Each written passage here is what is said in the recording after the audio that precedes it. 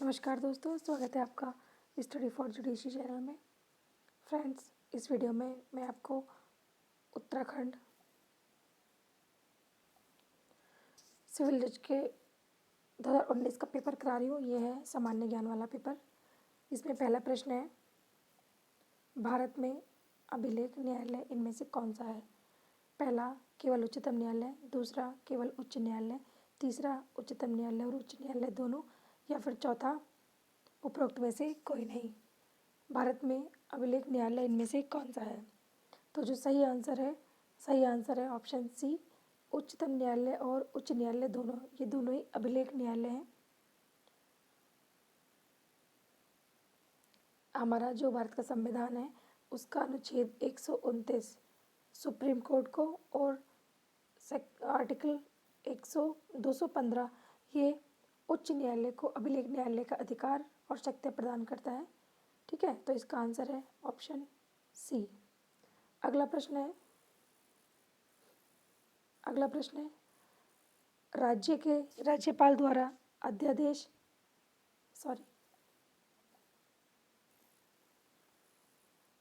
निर्गत करने की शक्ति का उल्लेख संविधान के किस अनुच्छेद में है? राज्य के राज्यपाल के बारे में बताना है कि राज्य के राज्यपाल द्वारा जो अध्यादेश निर्गत करने की शक्ति है वो संविधान के किस अनुच्छेद में है?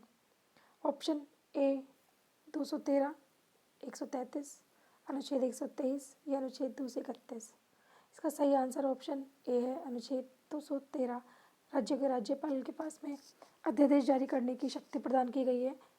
और अनुच्छेद 123 की बात करते हैं तो इसमें राष्ट्रपति को आकस्मिक परिस्थिति में अध्यादेश जारी करने की शक्ति प्रदान की गई है। अगला प्रश्न है,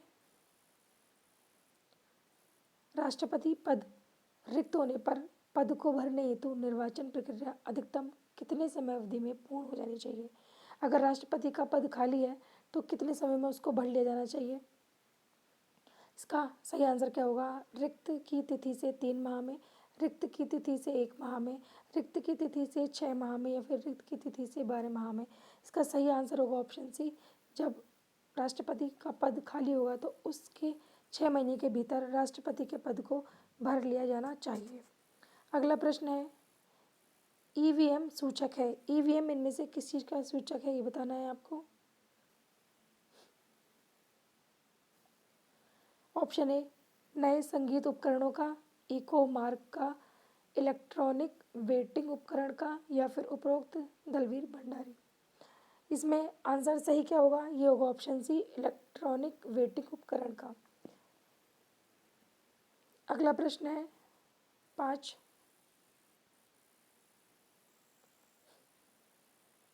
प्रश्न संख्या 5 है, बहुचर्चित नॉस फाउंडेशन बनाम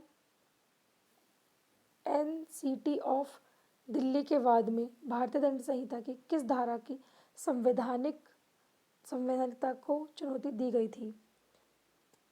धारा 370, धारा 375, 497 या फिर 498। सही आंसर इसका होगा ऑप्शन ए। ये नास फाउंडेशन बनाम सरकार राष्ट्रीय राजधानी क्षेत्र दिल्ली 2010 का मामला है। ये इसमें दिल्ली उच्च न्यायालय ने भारतीय दंड संहिता को धारा 377 पर विचार करते हुए कहा था कि अनुच्छेद 21, 14 और 15 का उल्लंघन करने का इसमें असंवैधानिक घोषित कर दिया था। अगला प्रश्न देखते हैं, छठा प्रश्न, भारत में प्रत्येक 26 नवंबर को विधि दिवस के रूप में मनाया जाना प्रारंभ हुआ। ये कब से प्रारंभ हो गया था? ए है 1947 से, 1950 से, 1951 से या फिर 1979 से। तो इसका सही आंसर होगा ऑप्शन डी। भारत में 26 नवंबर को विधि दिवस ये 1979 से स्टार्ट हो गया। 1979 से ये मनाना हर वर्ष स्टार्ट हो चुका था, जबकि 26 नवंबर को 1949 में भारत का संविधान लागू हो गया था। इसके कुछ अनुच्छेद लागू हो गए थे। अगला प्रश्न है 7वां प्रश्न कि निम्नलिखित में से संविधान का कौन सा अनुच्छेद इस अवधारणा से संबंधित है कि अगर एक व्यक्ति का विचारण किया गया और उसे एक अपराध के लिए दोषमुक्त या दोष सिद्ध कर दिया गया, तब उसी अपराध के लिए उसका पुनः विचारण नहीं किया जाएगा। ये संविधान के किस अनुच्छेद में है? अनुच्छेद 20(1) या अनुच्छेद 22(1) या अनुच्छेद 20(2) या अनुच्छेद 22(2)। तो इसका सही आंसर होगा ऑप्शन सी 22(2). 22 में बताया गया है, मतलब अनुच्छेद 20 के क्लॉज 2 में बताया गया है कि यदि किसी अपराधी को एक बार दोष सिद्धि या दोष मुक्ति हो जाती है तो उसको पुनः उस अपराध के लिए विचारण नहीं किया जाएगा। अगला प्रश्न है 8वां प्रश्न। भारत के उच्चतम न्यायालय के मुख्य न्यायाधीश को अपने पद से हटाया जा सकता है। अगर सुप्रीम कोर्ट के चीफ जस्टिस को अपने पद से हटाया जाए तो किस आधार पर हटाया जा सकता है? केवल साबित कदाचार के आधार पर, केवल असमर्थता के आधार पर, केवल भ्रष्टाचार के आधार पर, या फिर ए और बी दोनों। तो इसका जो सही आंसर है, सही आंसर होगा ऑप्शन डी, ए और बी दोनों, यानी कि केवल साबित कदाचार के आधार पर और केवल असमर्थता के आधार पर। अगला प्रश्न देखते हैं।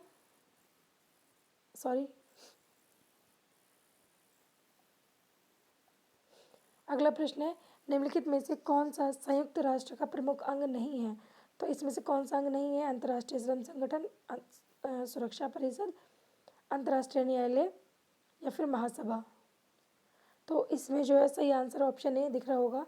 संयुक्त राष्ट्र चार्टर के अनुच्छेद 7 में संयुक्त राष्ट्र संघ के मुख्य अंग कौन कौन से? एक है महासभा, एक है सुरक्षा परिषद, एक है आर्थिक और सामाजिक परिषद, एक है न्यासिता परिषद, एक है सचिवालय और अंतर्राष्ट्रीय न्यायालय। ये सभी जो है 7 अंग हैं संयुक्त राष्ट्र के। इनमें से जो नहीं है वो है अंतर्राष्ट्रीय श्रम संगठन। अगला प्रश्न है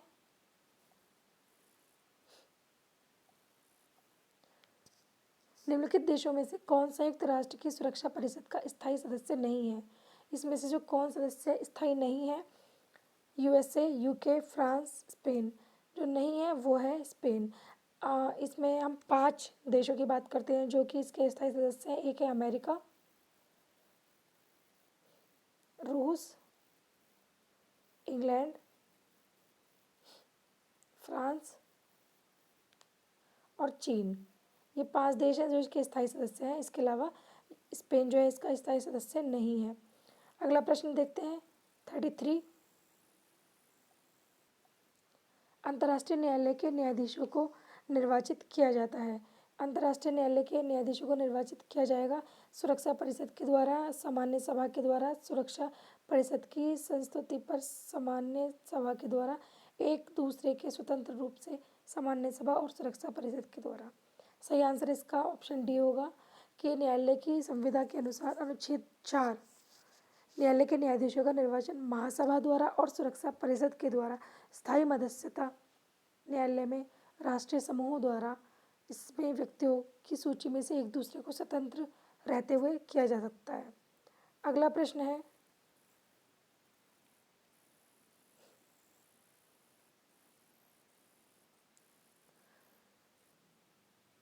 यूएनसीएचआर संबंधित है किससे? श्रमिकों से, बच्चों से, महिलाओं से या शरणार्थियों से?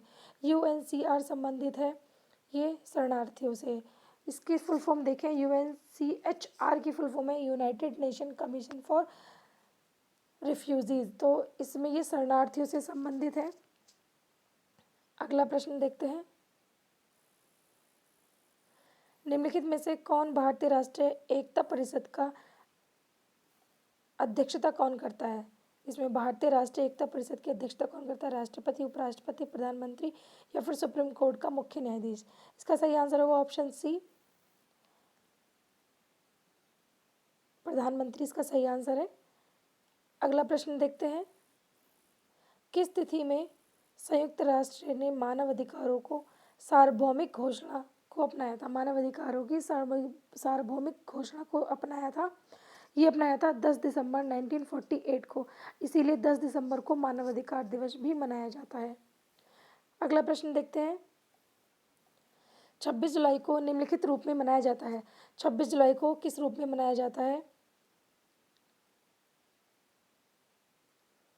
कारगिल दिवस विजय के रूप में, वायुसेना दिवस के रूप में, सेना दिवस के रूप में या फिर उपरोक्त में से कोई नहीं। सही आंसर इसका ऑप्शन ए है 26 जुलाई को कारगिल दिवस के रूप में मनाया जाता है। ऑप्शन ए सही आंसर है।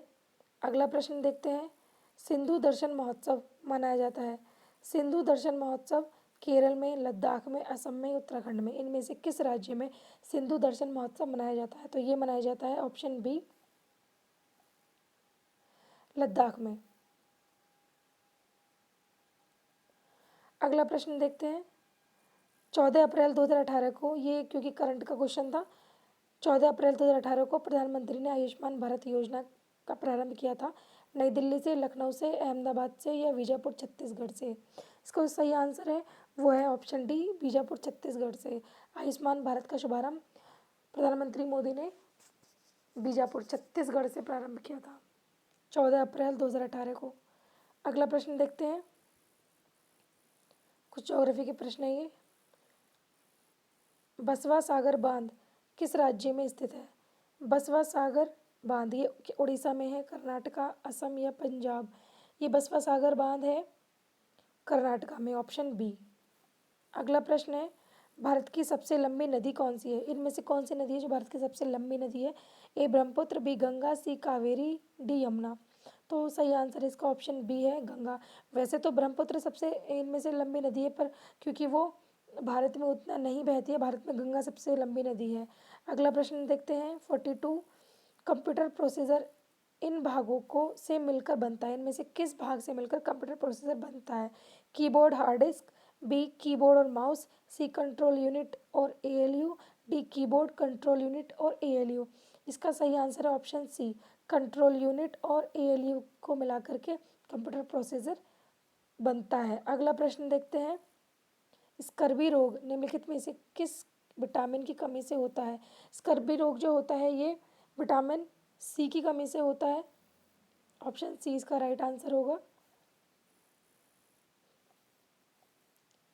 अगला प्रश्न है, क्योंकि ये भी करंट का क्वेश्चन था 2018 का, कि 65वें राष्ट्रीय फिल्म महोत्सव में सर्वश्रेष्ठ फिल्म का पुरस्कार दिया गया।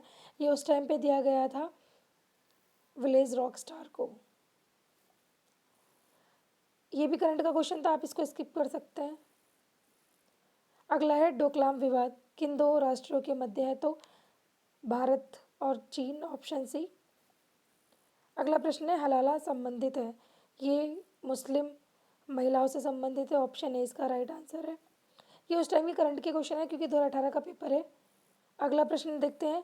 मवेशी पालन और डेयरी के लिए केंद्र सरकार ने राष्ट्रीय गोपाल रत्न पुरस्कार किसने जीता है? इसमें से किसने जीता है? प्रीति लता शर्मा, अमृता धीरज, ए धीरज रामकृष्ण या फिर जी एस कुलकर्णी? ये जीता है ऑप्शन सी ए धीरज रामकृष्ण ने। अगला प्रश्न है। अल्पसंख्यक राष्ट्रीय आयोग के अध्यक्ष के सदस्य माना जाएगा। इसमें से अल्पसंख्यक राष्ट्रीय आयोग के अध्यक्ष के सदस्य माना जाएगा। ए मानव अधिकार परिषद को, बी भारत का विधि आयोग को, सी अंतर्राष्ट्रीय विधि आयोग का या फिर डी राष्ट्रीय मानव अधिकार आयोग का? तो इसका सही आंसर है ऑप्शन डी राष्ट्रीय मानव अधिकार आयोग का। अल्पसंख्यक राष्ट्रीय आयोग के अध्यक्ष के सदस्य राष्ट्रीय मानव अधिकार आयोग को माना जाएगा। अगला प्रश्न है। शारदा अधिनियम 1930 संबंधित है, ये अधिनियम संबंधित था ऑप्शन बी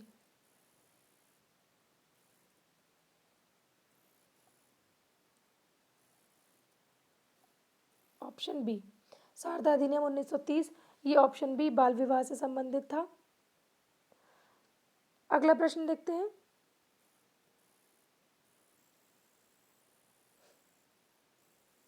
तो फ्रेंड्स इस वीडियो में इतना ही।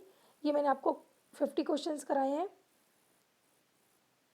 उत्तराखंड सिविल जज जूनियर डिवीज़न 2019 का क्वेश्चन पेपर था ये।